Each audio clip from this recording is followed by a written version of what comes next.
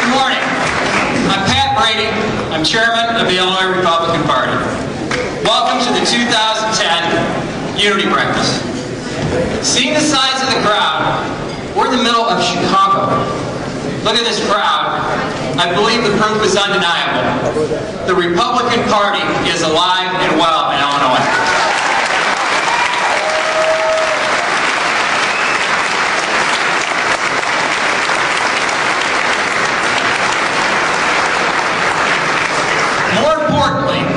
More importantly, today is the day that the people of the state of Illinois begin to take their state back.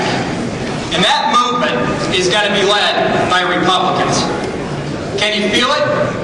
Yeah. Can you feel it? I'll tell you what I can feel it first. I was out getting signatures out in the western suburbs about 5 months ago for some of our candidates. And I noticed when I was going up to people, ask them to sign the petitions, they didn't ask really who the candidate was. All I would ask is it not a Democrat? They wouldn't sign the Democrats. That's a good sign for us. But then we go into 3 months ago. 3 months ago when Republican Governor Chris Christie won the governor's mansion in New Jersey. A state like Illinois run by Democrats. Governor Christie won by campaigning against the Democrats' job-killing taxes and corruption. Oppressive taxes and corruption. Sound familiar? Sound familiar? Illinois is next. That same day, we saw in Virginia, when Republican Bob for Jobs McDonald won the governorship in a state devastated by job loss. Job loss? Sound familiar? Illinois is next. We saw it 2 weeks ago in Massachusetts when Republican Scott Brown won the Teddy Kennedy Senate seat, people's seat. He wanted a state run by Democrats, rife with corruption, mismanagement, and debt. Corruption, mismanagement, and debt? Sound familiar? Illinois is next.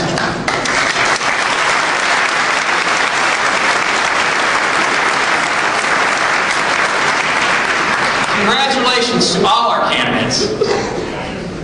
Those who won, those who did not, and those who we don't know yet if they won or lost. I'm going to change my script. As Teddy Roosevelt used to say, you stepped into the arena. If we're doing so, we all owe you our thanks.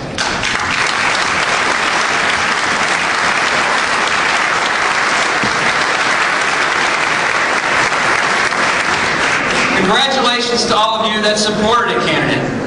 You ran great campaigns. All of you spoke to the issues around which Republicans can unite. Our beliefs in limited government, job creation, fiscal responsibility, ethics, educating our children, and the competent management of our state and federal governments.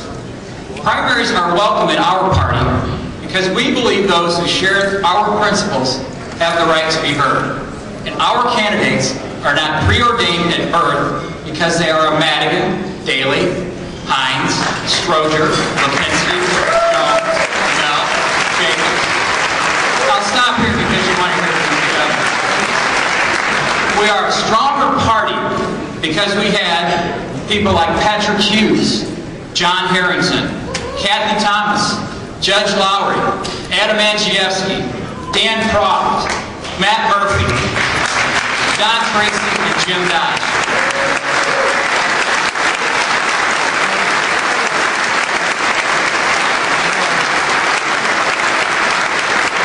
I didn't mention all our candidates, I will later on, but you get the message. We are better and stronger because you made the decision to participate and you made the sacrifices. Believe me, running a campaign in this state is a sacrifice of time, money, your family, and everything else is held dear to you. So thank you very much, everybody.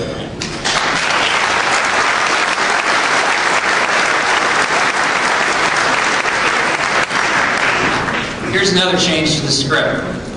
But the primary is over, kind of.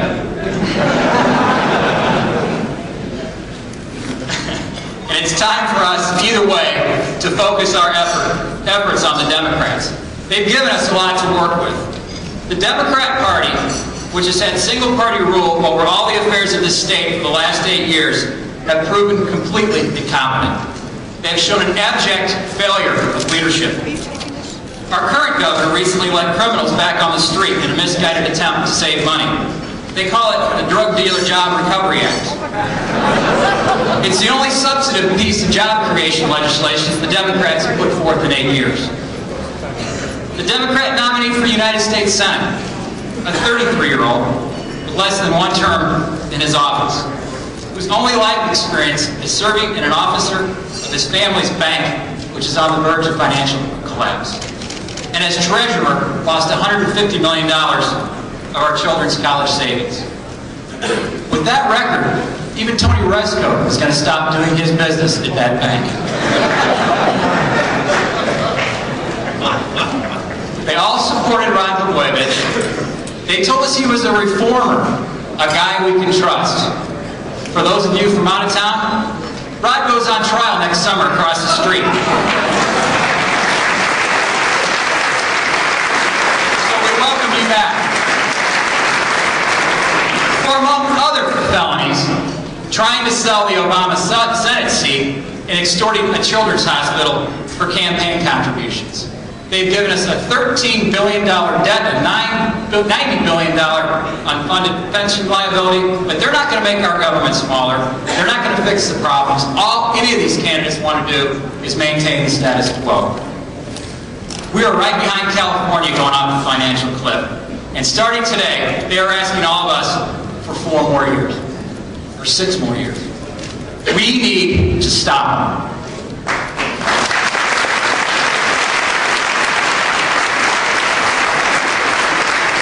About a year ago, the Democrats would say, yes, we can. Remember that?